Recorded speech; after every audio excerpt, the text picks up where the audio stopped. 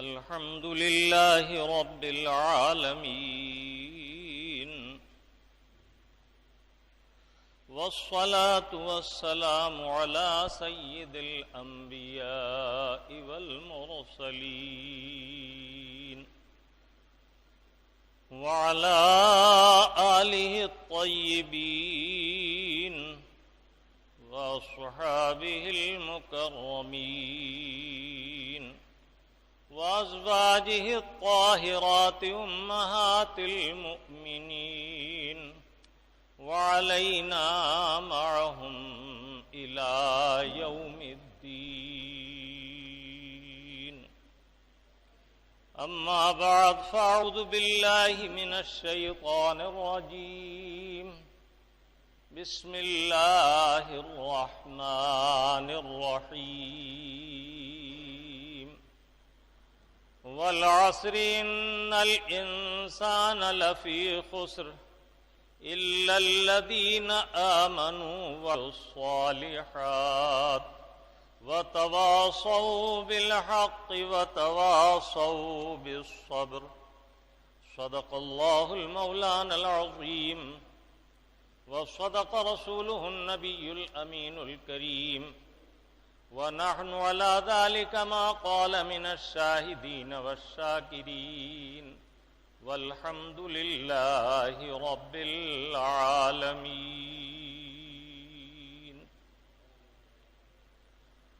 سب سے پہلے انتہائی ادب و محبت کے ساتھ آقائے نامدار مدنی تاجدار سید ابرار و اخیار شہنشاہ ذی وقار احمد مجتبی روحی فدا محمد مصطفیٰ صلی اللہ تعالی علیہ وسلم کی بارگاہ بے کس پناہ میں درود پاک کی نظر محبت پیش کریں اور پڑھیں: اللہم صلی علی سیدنا و شفیعنا و نبینا و مولانا محمد وعلی آل سیدنا و مولانا محمد کما تحب و ترضا بان تصلی علیک صلاۃ و سلام علیک یا سیدی یا رسول اللہ.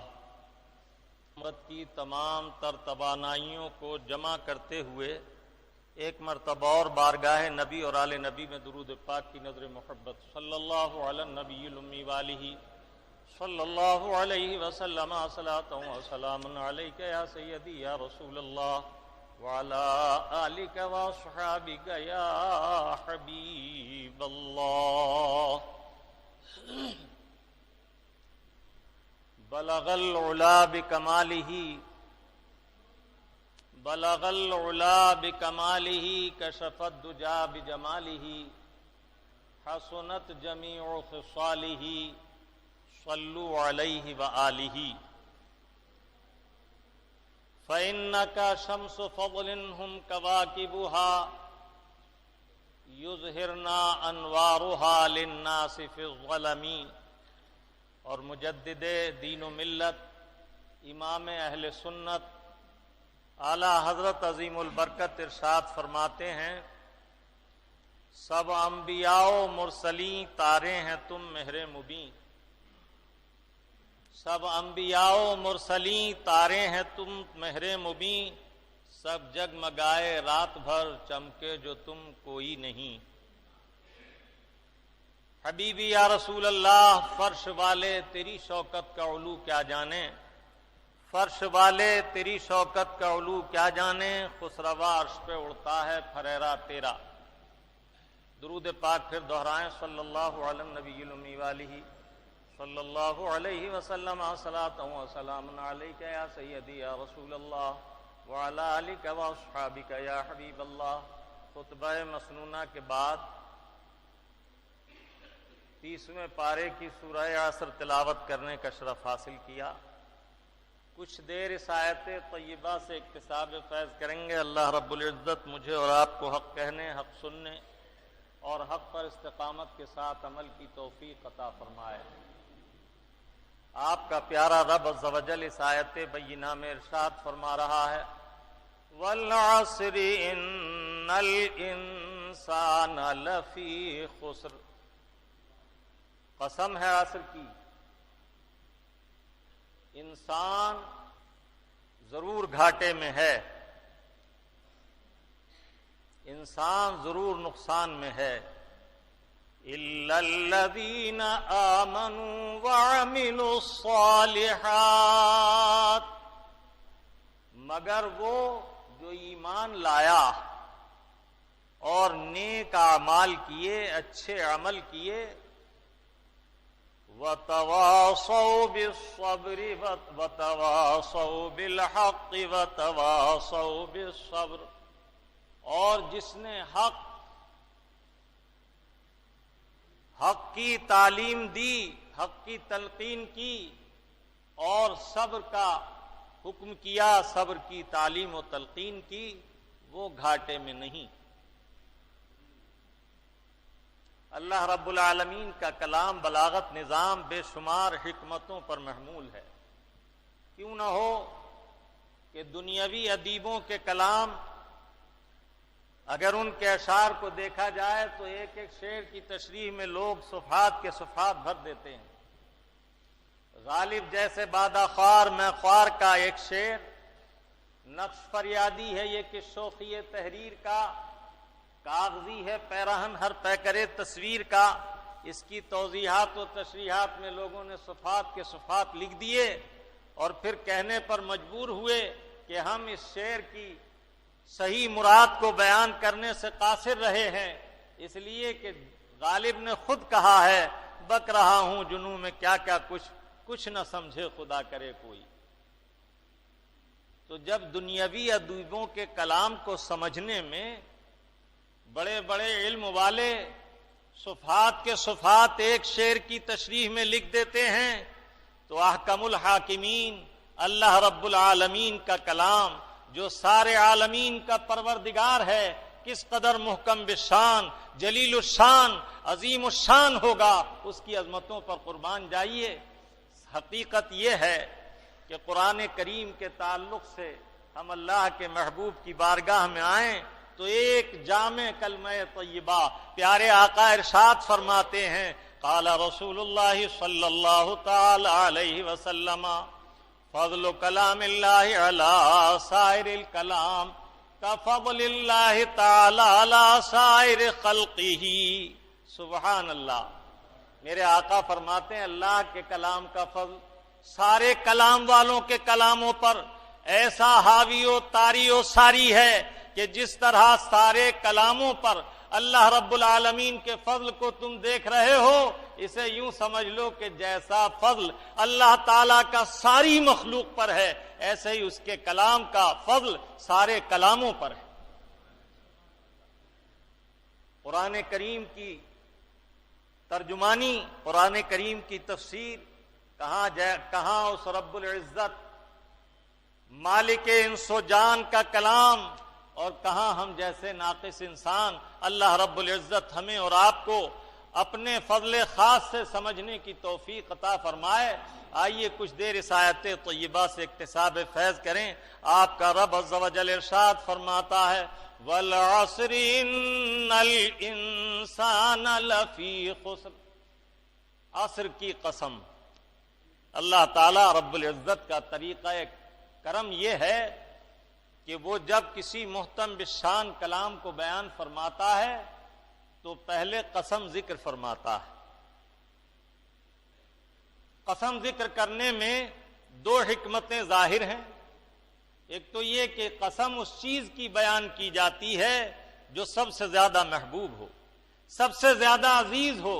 آپ نے دیکھا ہوگا دنیاوی بازاروں میں لوگ جان کی قسم کھاتے ہیں، اولاد کی قسم کھاتے ہیں. جسے جو چیز پیاری ہے وہ اس کی قسم ذکر کرتا ہے. تو جس چیز کی قسم ذکر کی جاتی ہے وہ قسم ذکر کرنے والے کے نزدیک جو شخص جو قسم کھاتا ہے اس قسم کھانے والے کے نزدیک وہ چیز عظیم ہوتی ہے، اہم ہوتی ہے، محتم بالشان ہوتی ہے، پسندیدہ اور محبوب ہوتی ہے. اور دوسرا فائدہ قسم بیان کرنے کا یہ ہے کہ جس بیان سے پہلے اللہ رب العزت قسم کو ذکر فرماتا ہے اس سے یہ معلوم ہوتا ہے کہ آنے والا بیان انتہائی محتم بالشان ہے، بڑی عظمت والا ہے، بڑی حکمت والا ہے کہ اللہ رب العزت جیسا جلیل الشان مالک و مولا رب الجلال اس بیان کا ذکر کرنے سے پہلے قسم کا اہتمام فرما رہا ہے. اب ظاہر ہے کہ اللہ رب العزت نے اس کلام میں ارشاد فرمایا والعصر، عصر کی قسم، ان الانسان لفی خسر، بے شک انسان خسران میں ہے، بے شک انسان نقصان میں ہے، ضرور ضرور نقصان میں ہے، الا الذین آمنوا، مگر نقصان سے کون بچا ہوا ہے، کون مستثنا ہے؟ وہ جو ایمان لایا، وعملوا الصالحات، اور اچھے عمل کیے، نیک کام کیے، وتواصوا بالحق، اور حق کی نصیحت، امر بالمعروف نہی عن المنکر، برائیوں سے روکتا رہا، نیکیوں کی اشاعت کرتا رہا، اپنے ماتحتوں کو، اپنے عزیزوں کو، اپنے قریبوں کو، اپنے احباب کو، اپنے رشتہ داروں کو بھلائیوں کا حکم دیتا رہا، برائیوں سے روکتا رہا، وتواصوا بالصبر، اور طاعت الہیہ میں جو مشقتیں پیش آتی ہیں، روزے رکھنے میں بھوک کی تکلیف، پیاس کی تکلیف، نقاہت کی تکلیف، بے قراری کی تکلیف، تو اللہ کی اطاعت و فرما برداری میں، سردی کے موسم میں وضو کرنے میں زحمت، نماز کے لیے نکل کر جانے میں زحمت، ان تکلیفوں پر جو اللہ رب العزت کی اطاعتوں میں پیش آتی ہیں، اس پر صبر کی تلقین کرتا رہا، وہ کامیاب ہے، وہ نقصان میں نہیں۔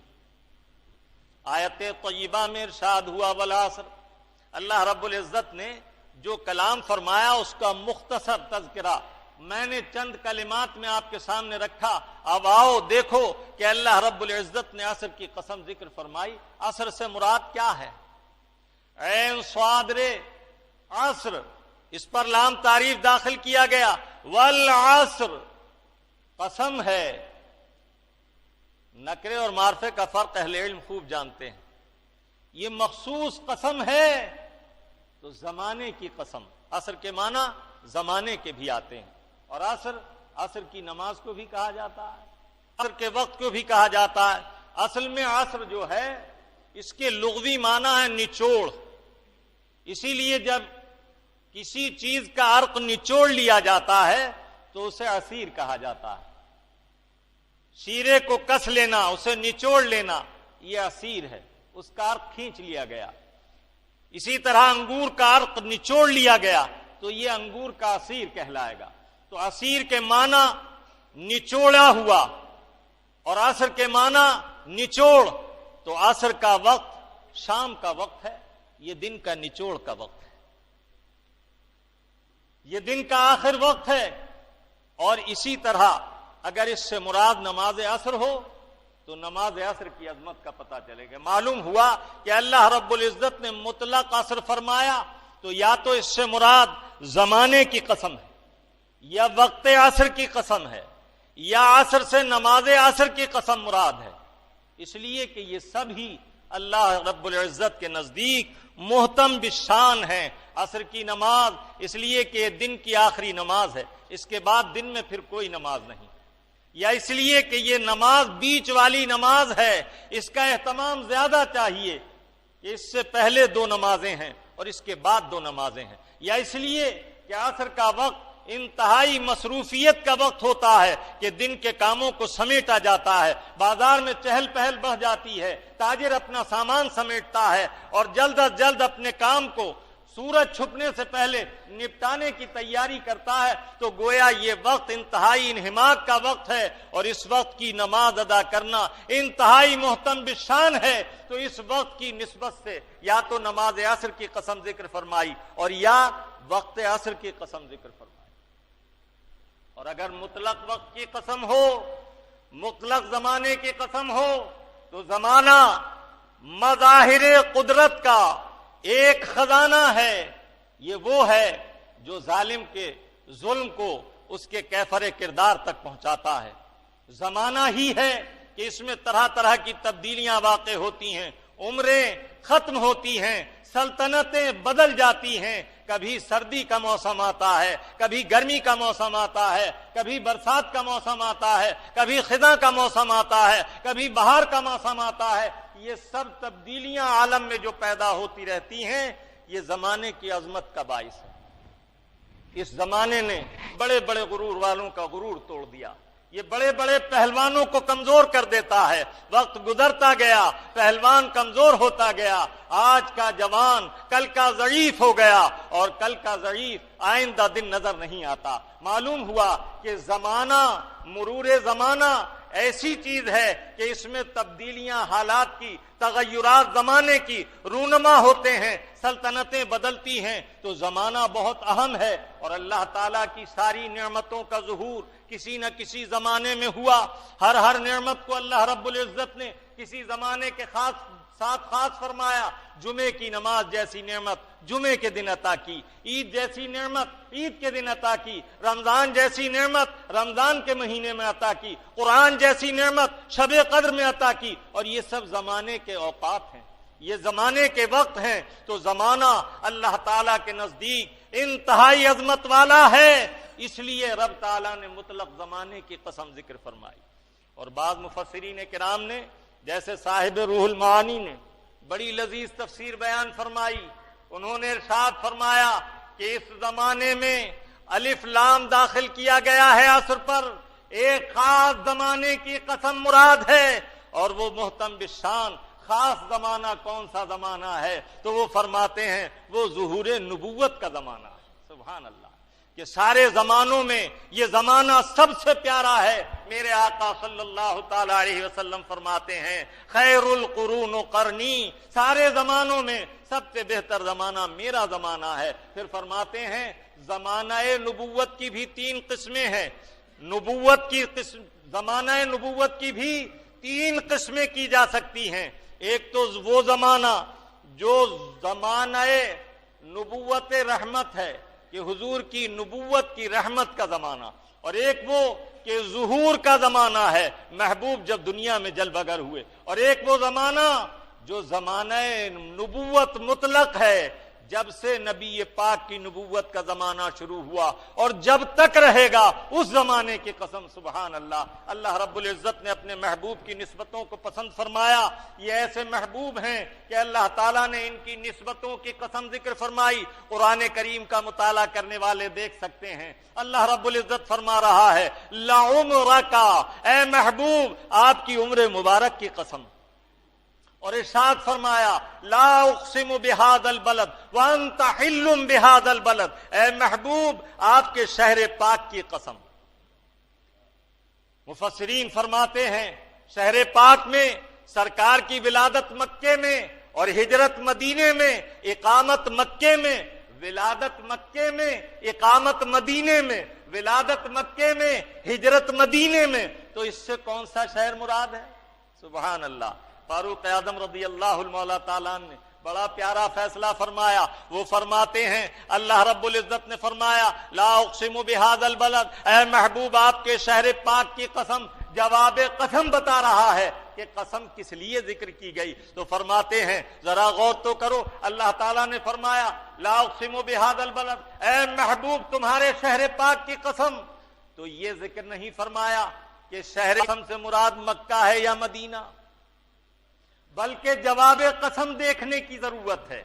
اللہ تعالیٰ عز و جل نے قسم ذکر فرمائی، اس لیے نہیں کہ میں مکے کی قسم اس لیے ذکر کر رہا ہوں کہ مکے میں کعبہ ہے، اس لیے ذکر کر رہا ہوں کہ مکے میں صفا و مروہ ہے، اس لیے مکے کی قسم کہ مکے میں حجر اسود ہے، اس لیے مکے کی قسم کہ مکے میں حتیم ہے، اس لیے مکے کی قسم کہ مکے میں جبل رحمت ہے، اس لیے مکے کی قسم کہ مکے میں جبل نور ہے، اس لیے مکے کی قسم کہ مکے میں حرم مقدس ہے، اس لیے مکے کی قسم کہ مکے میں میدان ہے سعی کرنے کا، مسعہ ہے، اس لیے مکے کی قسم کہ مکے میں باب کعبہ ہے، یا مکے میں ملتزم ہے، یا مکے میں مستجاب ہے، اس لیے مکے کی قسم ذکر نہیں فرمائی، بلکہ قرآن واضح کر رہا ہے لا اقسم بہذا البلد وانت حل بہذا البلد، اے محبوب آپ کے شہر مبارک کی قسم، اس لیے کہ آپ اپنے قدم پاک سے شہر میں چلتے ہیں، اس لیے کہ اس زمین کو آپ کے قدموں سے نسبت ہے. تو حضور سیدنا فاروق اعظم رضی اللہ تعالیٰ عنہ سے جب حضرت عبداللہ ابن عمر رضی اللہ تعالیٰ عنہ نے معلوم کیا کہ اس قسم سے مراد کیا ہے تو فرمایا قسم کا جواب دیکھو. رب فرماتا لا اقسم بہذا البلد، اے محبوب تمہارے شہر پاک کی قسم. ساتھ ہی فرماتا وانت حل بہذا البلد، اس لیے کہ آپ اپنے قدم ناز سے اس زمین کو سرفراز کرتے ہیں. تو جان لو جب تک قدم مکے میں ہے قسم مکے کی ہے، اور جب یہ قدم مدینے میں ہے تو قسم مدینے کی ہے. محبوب کی نسبت بھی محبوب ہوتی ہے. اللہ تعالیٰ نے اپنے محبوب کے شہر کی قسم ذکر فرمائی، عمر پاک کی قسم ذکر فرمائی، اور ارشاد فرمایا واللیل، اللہ اکبر، واللیل اذا سجا. اے محبوب آپ کی زلف عنبری کی قسم جب یہ چہرہ زیبا پر بکھر جائے. اور فرمایا والشمس وضحاہا. اے محبوب آپ کے رخ انور کی قسم جب اس سے زلفیں ہٹ جائیں. آپ نے چادر مبارک اوڑھ لی، اللہ رب العزت نے مزمل فرمایا. سبحان اللہ، پیارے آقا کی نسبتیں بھی محبوب ہیں. اس آیت طیبہ میں فرمایا والعصر. اے محبوب آپ کے زمانہ پاک کی قسم اگر اس سے زمانہ پاک سے ظہور پاک کا زمانہ مراد ہو، سبحان اللہ، تو وہ صبح بہارا مراد ہے جس میں میرے آقا جلوگر ہوئے کہ اس دن ملائکہ کا آسمان سے نزول ہوا، فرشتوں کی سلامی دینے والی فوج در فوج ملائکہ حاضر آئے، قطاروں میں کھڑے ہو کر پیارے آقا کا انتظار کیا، یہاں تک کہ سرکار کی جلوگری کا وقت آیا تو انہوں نے ندائیں دینی شروع کی. ادھر یا سید المرسلین، ادھر یا شفیع المذنبین، ادھر یا انیس الغریبین، ادھر یا رحمت للعالمین، ادھر یا مراد المشتاقین. کیسے کیسے پیارے خطابات سے صلاۃ و سلام پیش کر رہے ہیں. اے محبوب پاک جلوگر ہو جائیے، عالم کو منور فرمائیے. اگر اس سے مراد حضور کے ظہور نبوت کا زمانہ مراد ہے، ظہور کا زمانہ مراد ہے، تو وہ بہار کے دن مراد ہیں جنہیں میرے آقا کی تشریف آوری سے برکتیں نصیب ہوئیں. اور اگر نبوت کا زمانہ مراد ہو، سبحان اللہ، تو وہ زمانہ مراد ہے جب دیدار پاک مصطفیٰ سے ایمان والے اپنی آنکھوں سے جلوہ زیبا دیکھ کر صحابی بن رہے تھے، پیارے آقا کے قدموں پر نثار ہو کر قاضی و غازی بن رہے تھے، میرے آقا کی درسگاہ سے پڑھ کر عالم و قاضی بن رہے تھے. یہ وہ زمانہ مراد ہے. اور زمانہ نبوت کو اگر غور کرو تو اس سے وہ زمانہ مراد ہے کہ ظلمتوں میں گناہوں میں لتھڑے ہوئے لوگ توبہ کر کے چمکنے اور چمکانے والے بن رہے تھے. سیدی اعلیٰ حضرت نے خوب فرمایا چمک تجھ سے پاتے ہیں سب پانے والے، میرا دل بھی چمکا دے چمکانے والے. اگر ظہور نبوت کا زمانہ مراد ہے، میرے آقا کا زمانہ نبوت مراد ہے، تو وہ زمانہ ہے جب حضور کو صدیق اکبر نے دیکھا تو صدیق بن گئے، فاروق اعظم نے دیکھا تو حق و باطل میں امتیاز کر کے فاروق اعظم بن گئے، حضرت عثمان ذو النورین نے دیکھا تو بارگاہ مصطفیٰ میں سخاوت کرنے کے بعد غنی بن گئے، حضرت مولا علی نے دیکھا اور حضور کی بارگاہ سے مشرف ہوئے تو شجیع و شجاع بن گئے. سبحان اللہ، ان کی نبوت کا زمانہ بڑا دراز ہے. کب سے ہے، کب تک ہے یہ زمانہ نبوت؟ سبحان اللہ.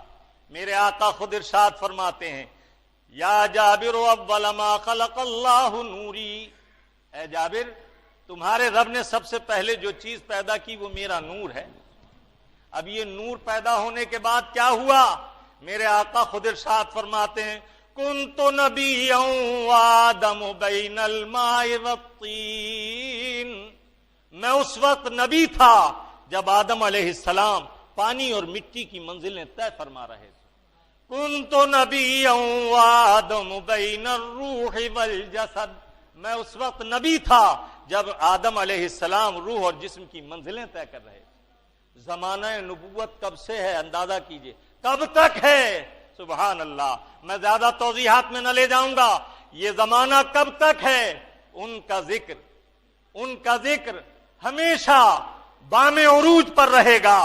جنت میں انہی کا قرآن پڑھا جائے گا. نہ توریت پڑھی جائے گی، نہ زبور پڑھی جائے گی، نہ انجیل پڑھی جائے گی، جنت میں جنتی قرآن کریم کی تلاوت کریں گے۔ یہ میرے آقا کی نبوت کا دور ہے۔ لا الہ الا اللہ محمد الرسول اللہ، اللہ کے سوا کوئی معبود نہیں، محمد اللہ کے بولو رسول ہیں، زور سے بولو رسول ہیں۔ یہ تو نہیں کہا جائے گا تھے، رسول ہیں، کل بھی تھے، آج بھی ہیں، کل بھی رہیں گے۔ جسے کفر سے نکل کر دامن کرم اسلام میں آنا ہے اسے کہنا ہوگا محمد الرسول اللہ، محمد اللہ کے رسول ہیں۔ جب سے سرکار کا کلمہ پڑھا جا رہا ہے، آدم علیہ السلام تشریف لائے، اپنی امت کو کلمہ پڑھایا لا الہ الا اللہ، آدم و صفی اللہ، جب خود نے کلمہ پڑھا تو پڑھا لا الہ الا اللہ محمد الرسول اللہ۔ ابراہیم علیہ السلام تشریف لائے، کلمہ پڑھایا لا الہ الا اللہ، ابراہیم خلیل اللہ، خود کلمہ پڑھا تو پڑھا لا الہ الا اللہ محمد الرسول اللہ۔ حضرت نوح علیہ السلام نے کلمہ پڑھایا لا الہ الا اللہ، نوح نجی اللہ، خود کلمہ پڑھ کے سنایا لا الہ الا اللہ محمد الرسول اللہ۔ حضرت اسماعیل علیہ السلام نے کلمہ پڑھایا لا الہ الا اللہ، اسماعیل ذبی اللہ، خود کلمہ پڑھا لا الہ الا اللہ محمد الرسول اللہ۔ ہر زمانے میں میرے آقا کا کلمہ پڑھا جا رہا ہے۔ کیوں نہ ہو کہ میثاق میں رب نے عہد لیا تھا میرے محبوب جب جلوہ گر ہوں تو ان پر ایمان لانا، ان کی نصرت و حمایت کرنا، ان کا کلمہ پڑھنا۔ سب انبیاء کرام کلمہ پڑھتے رہے۔ حضرت عیسیٰ علیہ السلام فرماتے ہیں مبشرا برسول من بعدی اسمہ احمد، میں اس رسول کی بشارت دینے آیا ہوں جو میرے بعد آنے والے ہیں جن کا نام احمد ہے۔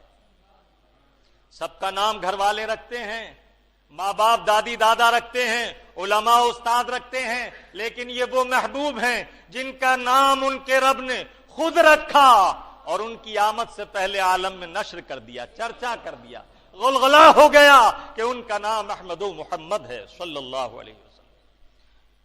جب میرے آقا صلی اللہ تعالی علیہ وسلم کا زمانہ نبوت ایسی عظمت والا ہے تو یہ زمانہ اس لائق ہے کہ اس کی عظمت کو قسم سے ظاہر کیا جائے تو ان کا رب عز و جل ارشاد فرماتا ہے والعصر ان الانسان لفی خسر۔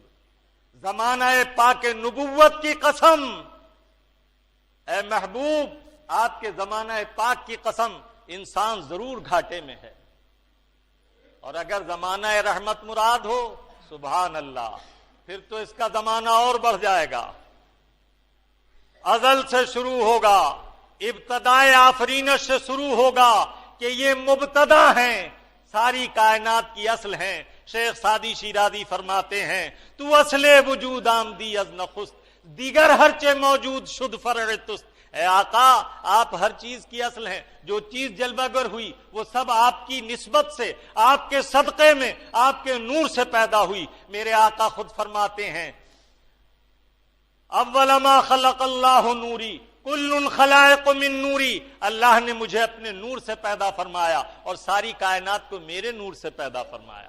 کائنات کے ذرے ذرے میں ان کے نور کے جلوے بسے ہوئے ہیں، تو جب وہ ابتدائے آفرینش سے ہیں اور ابد الاباد تک کے لیے ہیں تو ان کی رحمت کا زمانہ بھی ایسا ہی طویل ہے۔ اللہ رب العالمین اعلان فرماتا ہے اپنی ذات کے تعارف میں الحمدللہ رب العالمین، تمام خوبیاں اس رب کے لیے جو سارے عالمین کا رب ہے۔ اور جب بات محبوب کی آئی تو فرمایا وما ارسلناک الا رحمت للعالمین، ہم نے اپنے محبوب کو سارے عالمین کے لیے رحمت بنا کر بھیجا۔ تو جہاں جہاں خدا کی خدائی اور خلقت ہے وہاں وہاں مصطفیٰ کی مصطفائی اور رحمت ہے۔ جب تک اللہ رب العالمین چاہے گا اپنے محبوب کی عظمتوں کا پرچم دنیا میں بلند کرتا رہے گا، اور جب چاہے گا تو آخرت میں بلندیاں ہوں گی۔ اور آج بھی آخرت میں چرچے ہیں، دنیا میں بھی چرچے ہیں والعصر ان الانسان لفی خسر۔ قسم ہے زمانہ پاک مصطفیٰ کی، اس میں زمانہ رحمت بھی آ گیا، زمانہ ظہور بھی آ گیا اور زمانہ نبوت بھی آ گیا۔ قسم ہے زمانہ پاک مصطفیٰ کی، کتنا عزیز ہے مصطفیٰ کی نسبت۔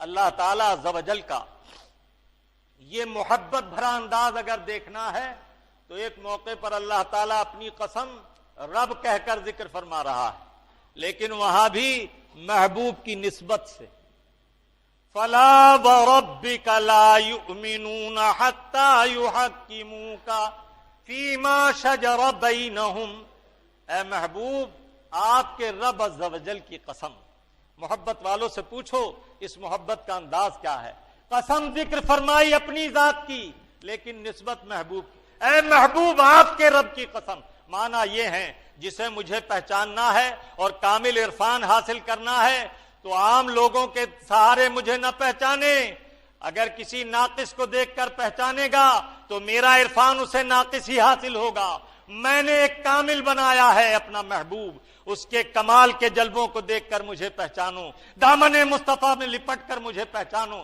تو میری معرفت کامل حاصل ہوگی۔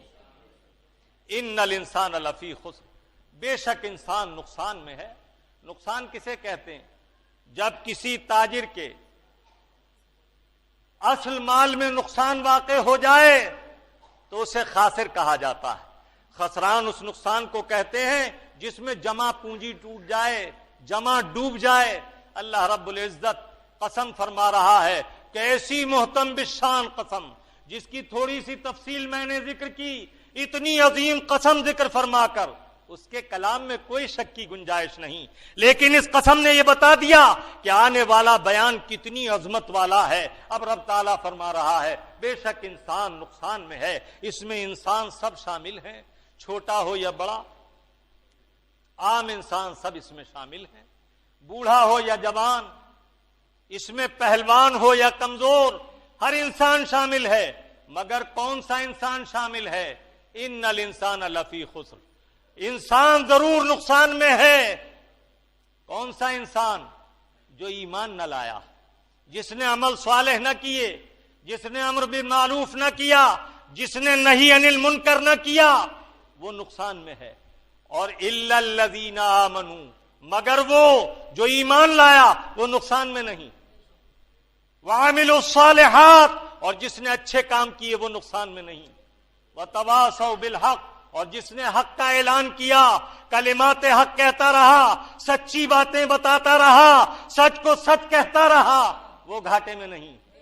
اور جس نے صبر کی تلقین کی، اطاعت الہی میں تکلیف ہے، صبر کرو اللہ تعالیٰ اجر عطا کرے گا، وہ گھاٹے میں نہیں۔ اللہ رب العزت فرما رہا ہے ان الانسان لفی خسر، بے شک انسان گھاٹے میں ہے۔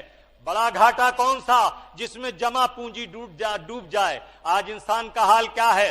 دنیا میں آیا ہے، دنیا میں گم ہو گیا ہے، صبح سے شام ہو گئی، چند روزہ زندگی کے لیے ہاتھ پیر مارتے ہوئے نہیں تھکتا، دولت کی حوث بڑھتی جا رہی ہے، رات اور دن نہیں دیکھتا، آخرت کی پرواہ نہیں کرتا، آخرت کی فکر نہیں کرتا، ضرور یہ نقصان میں ہے۔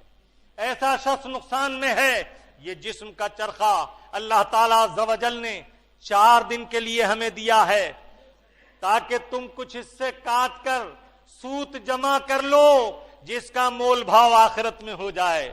اگر یہ 4 دن یوں ہی گنوا دیے اور چرخہ پڑوس والے نے جیسے دیا ہوتا ہے، لو بہن تم اپنا سوت کاٹ لو، 4 دن بعد مجھے لوٹا دینا، اب 4 دن گزر گئے اور اس نے غفلت میں گزارے، اب چرخے والے نے چرخہ لے لیا، اب سود کیسے کاٹے گا؟ تو یہ جسم کا چرخہ ہمیں اعمال حسنہ کے لیے چند دن کے لیے دیا گیا، جب یہ لے لیا جائے گا تو چرخہ چرخے والے کا ہے، پھر سود کاٹنا ممکن نہ ہوگا۔ در جوانی طاعت کردن سنت پیغمبری، در ضعیفی گر ظالم می شود پرہیزگار۔ جوانی میں عابد بنو، جوانی میں پرہیزگار بنو، جوانی میں تقوی اختیار کرو، جوانی میں ورع اختیار کرو، جوانی میں گناہوں سے تائب ہو جاؤ کہ یہ جواں مردی ہے۔ جوانی کی عبادت ہے، اور ضعیفی کی حالت کی عبادت کا کیا ہے؟ شیخ فرماتے ہیں ضعیفی میں تو ظالم بھیڑیا بھی پنجہ مارنا چھوڑ دیتا ہے۔ جب گناہ کی طاقت تھی گناہ نہ کیا، یہ باعث تعریف ہے۔ اسے ایک مثال سے سمجھو، گونگے نے گلے میں تختی ڈال لی، آج تک جس دن سے میں پیدا ہوا ہوں میں نے کسی کو گالی نہیں دی، میری شرافت کی داد دو۔ کسی علم والے نے دیکھا، دانشور نے دیکھا، حکمت والے نے دیکھا، ہنسا، کہا بے وقوف، تمہارے پاس زبان ہی کب ہے جو تم گالی دیتے؟ مزہ تو جب تھا جب زبان ہوتی اور گالی نہ دیتے۔ بلا تشبیہ سمجھو، بڑھاپے میں اگر گناہ ترک کر دیے تو کیا ترک کر دیے؟ بڑھاپے میں تو گناہ کی قوت ہی سلب کر لی گئی، اب طاقت گناہ نہ رہی تو گناہ سے رکے تو کیا رکے؟ ان فسق و فجور کے گناہوں سے جو جوانی میں ممکن ہے رک جانا، اس کا نام تقوی و طہارت ہے۔ یہ ماہ مبارک شعبان المعظم کا مہینہ ہے، حسب سابق جلسہ ہوگا شب برات میں انشاءاللہ، اس کے فضائل و محاسن اور خوبیاں ذکر ہوں گی، لیکن یاد رکھو یہ توبہ و استغفار کا مہینہ ہے۔ اللہ رب العزت ارشاد فرماتا ہے، یا ایھا الذین آمنوا توبوا الی اللہ جمیعا، اے لوگو، اے ایمان والو، اللہ کی بارگاہ میں سب توبہ کرو۔ اللہ کے حبیب فرماتے ہیں توبہ ایسا مبارک عمل ہے کہ جس طرح سورج نکلتا ہے تو اس کے قطرات کو ختم کر دیتا ہے، جمی ہوئی برف کو پگھلا دیتا ہے، ایسا ہی جب توبہ کی جاتی ہے تو گناہوں کے برف کا انبار پگھل کر بہہ جاتا ہے۔ آنکھ سے ادھر قطرے جاری ہوئے، ندامت دل میں آئی، اپنے مولا کی بارگاہ میں توبہ کی، ادھر رب کریم کا دریائے کرم جوش میں آیا۔ میرے آقا فرماتے ہیں التائب من الذنب کمن لا ذنب لہ، جس نے سچی توبہ کر لی وہ ایسا ہے جیسے اس نے گناہ کیا ہی نہیں تھا۔ ان الانسان لفی خسر، بے شک انسان گھاٹے میں ہے، جس نے ایمان قبول نہ کیا، اعمال صالحہ نہ کیے، جس نے حق بات نہ کہی، امر بالمعروف نہ کیا، نہی عن المنکر نہ کیا، لوگوں کو صبر کی تلقین نہ کی۔ اب اس دائرے میں تمام احباب ہیں، تمہیں جس سے جتنی محبت ہے اسے آخرت کا اتنا ہی خوف دلاؤ۔ آپ کا رب عز و جل فرماتا ہے وانظر عشیرتک الاقربین، میرے بعض دوست کہتے ہیں ان سے دور تھے تو اتنی تنبیہ نہ کرتے تھے، قریب آ کر تو اور زیادہ سختی ہو گئی۔ یاد کرو کہ آپ کے رب کا حکم یہ ہے وانظر عشیرتک الاقربین، اگر شدت کے ساتھ تنبیہ کی جائے تو یہ نہ سمجھو کہ محبت نہیں، بلکہ جتنی محبت زیادہ ہوگی اتنے تمہارے نقصان اور بحران اور خسران کی خوف اور ندامت اسے زیادہ ہوگی، اسی قدر زیادہ ڈرائے جاؤ گے، اسی قدر زیادہ تنبیہ کی جائے گی۔ اللہ تعالیٰ عز و جل ہمیں اور آپ کو حسن عمل کی توفیق عطا فرمائے۔ ایمان اصل ہے، اعمال فرع ہیں، پھل وہی کھائے گا جو جڑ کی بھی حفاظت کرے، شاخوں کی بھی حفاظت کرے۔ اگر وہ جڑ کی حفاظت کرتا ہے، شاخیں روزانہ نوچ دیا کرتا ہے، جہاں نئی کوپ نکلی اسے اکھیڑ دیا، اسے پھول اور پھل دیکھنے نصیب نہ ہوں گے۔ اور اگر وہ جڑ کی حفاظت نہیں کرتا اور شاخیں بڑھ گئی ہیں، جڑ بیکار ہو گئی تو ایک دن پورا پیڑ سوکھ کر بیکار ہو جائے گا۔ ضروری ہے جڑ کی بھی حفاظت کرو، شاخوں کی بھی حفاظت کرو، تاکہ گل بوٹے بھی دیکھو، بہار بھی دیکھو اور خوبصورت پھل بھی کھاؤ، لذیذ پھل بھی کھانے مل جائیں۔ ایمان اصل ہے، اعمال فرع ہیں، ایمان بھی رکھاؤ، ایمان کی بھی حفاظت کرو اور اعمال صالحہ بھی کرو۔ اللہ رب العزت ہمیں اور آپ کو حسن عمل کی توفیق عطا فرمائے۔ وما علینا الا البلاغ۔